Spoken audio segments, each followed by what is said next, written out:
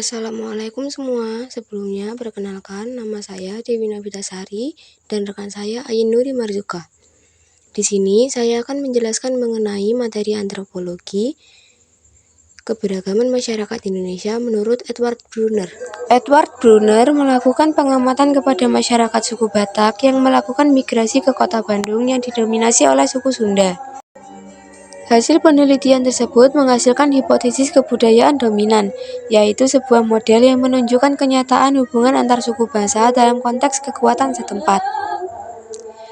Dalam hipotesisnya, Brunner mengidentifikasi kebudayaan dominan mencakup 3 unsur utama. Setiap unsur berdiri sendiri, tetapi saling berhubungan dan menentukan corak kesukubangsaan. Masing-masing unsur tersebut meliputi: yang pertama yaitu demografi sosial.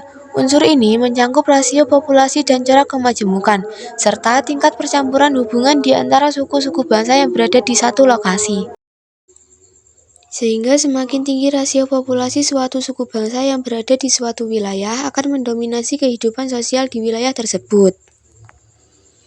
Yang kedua yaitu dominasi kebudayaan suku bangsa setempat.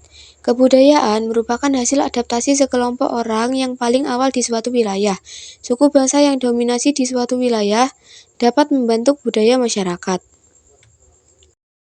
Suku bangsa yang dominan akan menguasai bidang sosial, politik, dan ekonomi sebagai sesuatu yang sah dan dianggap bermanfaat bagi semua orang.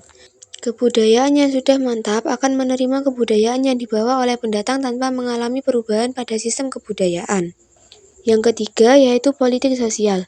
Suku bangsa yang dominan akan menempati strata sosial yang tinggi.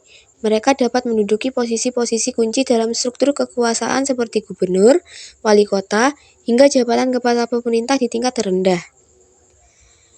Kebijakan pemerintah akan cenderung berorientasi pada kebudayaan yang dominan sehingga kondisi tersebut kerap menimbulkan ketidakpuasan masyarakat.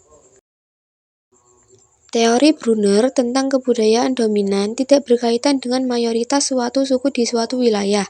Sebagai contoh, suku Jawa merupakan mayoritas di Medan, tetapi bukanlah kelompok dominan di tempat tersebut. Suku Jawa di Medan termasuk golongan sosial bawah yang tidak mempunyai cukup kekuatan sosial, ekonomi, dan politik. Sebagai penutup, ternak-ternak si ikan teri diternak di dalam kolam.